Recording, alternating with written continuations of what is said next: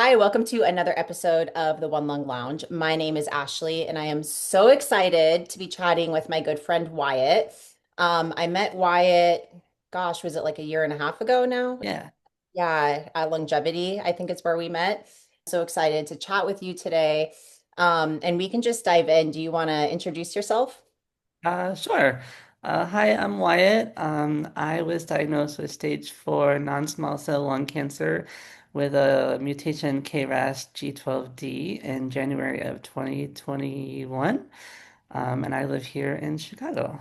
Wyatt, so let's just dive right in. So, can you share pre-2020, like what was your lifestyle like? What were your hobbies, your interests? Were you in school? Did you have a job? Share a little bit about before you had your first lung cancer symptom. Sure. So before I was diagnosed, I had just gotten married in 2019. So I'd been married, I don't know, a year and a half, 2 years. And then COVID hit. So it was kind of a crazy couple of years. I was working as a showroom manager and kitchen designer. So I was an interior designer pre-diagnosis and everything. Um, so we were just kind of living our lives, just starting. I feel like everything was just getting started and getting booming. And, COVID kind of threw a wrench into a little bit of everything, but just getting into married life, I'd been with my husband at that point. Well, I guess boyfriend, husband, whatever. Um, we got together in 2017, 2016, so a couple of years before that. So we'd been together for a while. And yeah, it was just kind of came out of nowhere for me, honestly. So were you like otherwise healthy? You had no like underlying health conditions? Did lung cancer run in your family or any lung conditions generally run in your family? So no lung lung conditions specifically. My grandma passed away of colon cancer. She had it twice. She had it once and then they got rid of it. And then the second time she got it, it kind of spread all over and then she passed away. That's probably been 8, 9 years ago now at this point. Um, so I watched her pass away of cancer, but other than that, I no cancer in my family that I know of. Um, I do have, am also HIV positive, and I have a shunt that drains the fluid off my brain. I was born with hydrocephalus. That's actually kind of how I found my lung cancer. So, Wyatt, can you share with us what your first symptoms were? And I'm curious, like, did you go see your doctor? Like, what did you do when you first started experiencing your symptoms? So my symptoms, quote unquote, for lung cancer weren't quite the same as I feel like everyone else thinks of symptoms for lung cancer. It was a little bit weird for me because I was having migraines, like really, really terrible, terrible migraines. Like I would get a migraine and be out for a week or throwing up. And David would take me to the ER and they would do a CAT scan of my head or whatever and say I was fine, send me home. And that was happening for like a couple of years. Um, and then in 2020, November of 2020, I went home for Thanksgiving and I was having a terrible, terrible migraine and I actually passed out. I passed out twice. So my mom was freaking out, so she called the ambulance and they took me to the ER and, once again said I was fine and sent me home.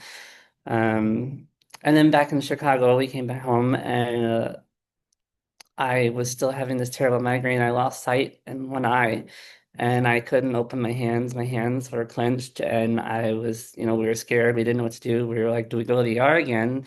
So we did. My husband kind of just dropped me off like a bag of chips at the ER because it was COVID. And this ER was the same ER that my neurologist was at that hospital. So he took one look at me and said that my shunt needed to be replaced. So he did. We replaced my shunt and I felt great. I was feeling good. But they did a CAT scan from my head to my chest just to make sure everything was in place, and that's when they found lesions on my lungs. And I remember a doctor even telling me at that point, she was like, "Don't worry, it's not cancer or anything. It's just an infection. We're gonna get rid of it." So I was Mhm. in the hospital for 2 weeks trying to get rid of this infection, quote unquote. Um, and it wasn't going away, so they did a biopsy on my lungs, which was terrible. That's a whole nother story. But they did a biopsy and then sent me home. Um, so cancer wasn't even on like my radar. Oh. I really didn't have any symptoms of actual cancer. I went to my PCP probably like a couple weeks later to get the results of this biopsy, Mhm. and they never actually sent the results to him. So I'm sitting in his office, and he's calling around or doing what he needs to do to find these results. And he came back in the room and told me that it was stage 4 lung cancer. So you Um, had no symptoms, and why did it take them 2 weeks to get back to you with the biopsy results? Like I got mine almost immediately, like same day when I was in the hospital. I don't know if they were expecting me to be in the hospital because at that point I was also uninsured. So I feel like they were trying to get me out of the hospital. It was kind of this weird, like, okay, we need you to stay because we can't get rid of this infection and we need to do this biopsy, but we also need to get you out of here because you're not insured. Mm. Um, so it was this weird thing at the time. Because I was working at the showroom, but I was a contract employee at the time. Um, so it was a weird time. But I got the results, and I don't think that's what he was expecting to come back in the room with, and I sure wasn't expecting it either. Yeah. So I feel like that doctor has like a special place in my heart. Um, You guys found out together, he basically. did kind of, yeah. Wow. He was a gay doctor too, so I just felt like he's one of my favorite doctors, and he left unfortunately, so I don't see him anymore. But he was a really cool guy. You have virtually no symptoms, and you found out that you have stage 4 lung cancer. You have lesions in both lungs. Do you remember like how you felt when you first heard that you have lung cancer? Kind of devastated, and I didn't quite know what to do. It just kind of hit me out of left field. Um, I came home and David knew that I was going to get the results, and I just sat him down at the end of the bed and told David, and I mean, both of us just kind of sat there in silence for a while. We didn't know what to do. We didn't know, neither one of us had, well, I had never dealt with cancer like that before, my grandma, but I was living a million miles away. So I didn't know what chemo was or Uh, any of this stuff was. Um, it was a little bit just crazy. yeah. Did you think you'd ever be someone like at risk for lung cancer as a someone who didn't have a smoking history? Uh, no, that never even crossed my mind. Both my parents smoked growing up. And I mean, I haven't lived at home in like 20 years now, but my mom smoked growing up, my dad smoked growing up, my stepmom smoked growing up, my granddad, like I feel like my whole family did. Um, and none of them have lung cancer or anything. Um, I'm not saying that, I hate that stigma, but um, and I'm not saying that's what caused it either, but I have no idea what caused it. I don't know. I feel like that's like the story for so many of us. Like Yeah. we don't know we're at risk. We don't have an extensive smoking history, especially people that are younger with the diagnosis. Um, it's like wild. We have no idea why we have this, and either do doctors like, and that's why research is so important to figure these things out because there are other causes in smoking, as you know. I mean, in my head, I get really frustrated because I had gone to the ER so many times over the years because of those migraines. And if they had just done a CAT scan on my chest with the head, like they would have found it. Um, and and I went to the ER in November and they were like, "Oh, you're fine." Sent me home. Recall how many times you went in to either see like a PCP or a specialist or the ER for those migraines. I mean, I established a care with my neurologist here in Chicago a long time ago. So I would go in to see him once a year. And a lot of times not every year, but a lot of times he would make me do a CAT scan just to make sure everything looks good. And then when I was having the mad migraines, I saw him once or twice to be like, "Hey, is my shunt okay?" Mhm. And it was fine, he said, and like everything looked okay. Um, so I don't, it was just, I guess we just weren't looking in the right places, I guess. Yeah. Um, Even now, my oncologist kind of teases me and she says, "You don't have any symptoms of lung cancer. It's just what I do to you." Um, It's all the treatment that you're on is causing it, yeah. basically. Man, that it's like so angering, like that they are just kicking us out of the ER. It's like, why is this so common? Does this happen in other countries? Like, I hear this over and over, like, and it happened to me too. Like, I went in, I think, over 20 times and was told it's anxiety. Did they tell you why you were having migraines or what their assumptions were about it? I mean, at that point, I had had them so many times. I was trying different things. I was avoiding red wine. I was avoiding certain hot dogs, like because of the nitrates. I was avoiding certain foods, like I wouldn't drink beer because I thought that was giving me migraines. Like there was so many like food and stuff related things that I was just like I can't do it because I don't want to get a migraine because it really knocked me out for so long. I'd still have like rizatriptan in my pocket at all times because I'm just scared I haven't had one since then, so it's been 4 years. But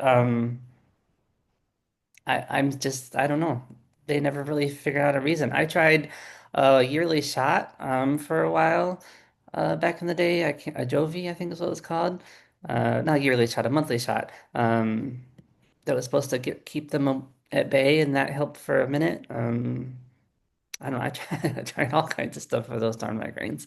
Yeah. Did they Um, tell you to change your diet out of curiosity for your migraines? no, that was just all my research and like on my own. My doctor never told me any of that. Um, he just told me my shot was fine, and um, I got the Jovi shot from someone at a different ER. Uh, One of the doctors or someone gave it to me because I was just desperate to try anything. I know. Yeah. Same thing for me. My cough was getting worse. I like couldn't lie on my back, right? But it was mainly just this like chronic cough and sore throat. And they kept telling me it was asthma. And I'm Yeah. like, I don't think this is asthma. Like I've met people with asthma and they don't have like a sore throat, right? They just have this like cough that or like shortness of breath that comes on with like any type of exertion. But for me, it was just like sitting here. I'd have this like chronic cough, and I did all this research and was like, oh my God, it's GERD. So, so I told my nurse practitioner, I think I have GERD and I need to be put on medication for it. So like she's like, okay, sure. So it's like I diagnosed myself with GERD and then was told that I'm not following the GERD diet properly. And that's why my symptoms were progressing. And at that point, like I was going on dates and like I would have like one beer a week with a date. You know what I'm saying? Like and she's like wrote in my chart like like non-compliant drinks alcohol. And I'm like, seriously? I told her I had one beer last week and that's what she wrote in my chart. So can you talk to us a little bit about the treatment that you've been on? So you're diagnosed, you're told you have stage 4 lung cancer. When do you start treatment and what has your treatment journey been the past, is it been 5 years, 4 years? 4.5, yeah. Um, so it's been 4.5 years, and whenever I first got diagnosed, I got diagnosed in January, and I started treatment right away in February of 2021. Um, and right away, we decided, or my oncologist, um, we decided to do everything kitchen and the kitchen sink, she called it. So it's basically chemo and immunotherapy, just to throw everything at it. And we did that for probably a round or two or three, something like that. And it was working. We did a scan and it was shrinking my tumor. So um, we just switched to just immunotherapy at that point to see if, get rid of some side effects and stuff. They had less side effects with whatever, I'd have to look what immunotherapy it was. Um, and that actually did not work for me. So it was something about the immunotherapy and chemo together that does work for me. So after that, I did a couple different chemotherapies. I'm on my seventh line of treatment now. So you name it, I've probably done it. As far as, the basic treatments for lung cancer. Was it 2 summers ago? I call it super chemo. That's not what the name of it, but it was four chemos all in one. It was Taxol, carboplatin, immunotherapy, and bevacizumab, and I believe, if I'm not anyway, it was four of them, and it was so intense and crazy. I can only do four of them. That's all that like you were allowed to do. And I And don't think that's a lot of chemo, Wyatt, for at the same time. yeah, but I've never Wow. felt so shitty in my entire life. Like that's the only time I've ever had like my white blood cell count drop was on that. And I had to get this big patch on my arm that pumped white that was supposed to boost your white blood cells and um I lost all my hair and my beard and thankfully it was just for the summer. And after that I decided to take a break Mm. for a couple months. And that's when I started the one that I'm on now, which is Taxol, bevacizumab, and atezolizumab. So it's two chemos and an immunotherapy. We do it every 2 weeks, and we alternate the other two. Um, and it's been keeping me stable for the last year and a half. Was the super chemo working, but you needed like a treatment break to regain your strength, and then you decided Yeah. to switch? Is that what happened? It did work. It did help shrink some of my tumors a little bit. But I think just the combination of everything, like I just don't think your body can handle staying on that craziness, for very long. She said we could do it again in like a year or so if we needed to. Um, but thankfully I haven't had to. Yeah. Um, but I'm on the Taxol now, but I'm on like a lower dose. So my hair is still here, my beard's still here. My Mhm. body hair is a little bit thinner, but I still have my hair for some reason, And you so have beautiful hair, by the way. I'm always admiring your thank hair. you. You're very welcome. You mentioned you have a biomarker. Yeah, Can you explain why you're not on a targeted treatment? A lot of people have biomarkers, and there's targeted treatment options available for them. sure. So my biomarker is KRAS G12D as in dog, and that one's a little bit more rare. So they don't have very many targeted therapies for I don't think or if any for KRAS G12D. There's a couple trials that are coming out for it. Um, but I haven't been able to get on a trial just yet, or we've tried once or twice, but either my kidney levels, because of certain chemos, it's kind of killed my kidneys. So my kidney levels have either knocked me out, or there was one trial that because I've been on immunotherapy in the past, they wouldn't let me on. Um, and then also a lot of trials, stage 1 and 2, they won't let me on because I'm also HIV positive. So that's also a thing as well. Um, so usually when we're looking at trials or something like that, we're looking for stage 3 or something like that, because that's usually when they'll allow someone with HIV, Got it. um, for the most part. But she said she has something in the back of her pocket. So if this doesn't work, then I can hopefully, if that one's open at that point in time, I can get on that one. The trials have crazy names to me, and they go in my ear and I they never know. stick in my head. Like I'm just So like, what did you say to me? a bunch of like numbers and letters. Yeah. I'm just Yeah. like, what? Let me write that down because I'm not gonna remember that. I do not remember the name of the trial I'm on or the drug that I'm on. It's like I just call it SV is what I call it. There Yeah. you go. It's kind of like me calling it super chemo. I know that wasn't the name of it, but the combination, I was just like, it was crazy. It worked. I was like, I'm just gonna call it super chemo. Yeah. Well, it's nice there are so many trials out now. So like, 5, 10 years down the road that you may potentially have targeted treatment options. Yeah, absolutely. Yeah, I mean, you mentioned 5 years, and I a couple of years ago, I did the stupid thing of asking my doctor what my prognosis was and what she thought. Because I just wanted to, I feel like at the time I wanted to be prepared, like whatever was going to happen. I wanted to just, live my life based on whatever she said. And at the time, she told me I only had probably a year or two left.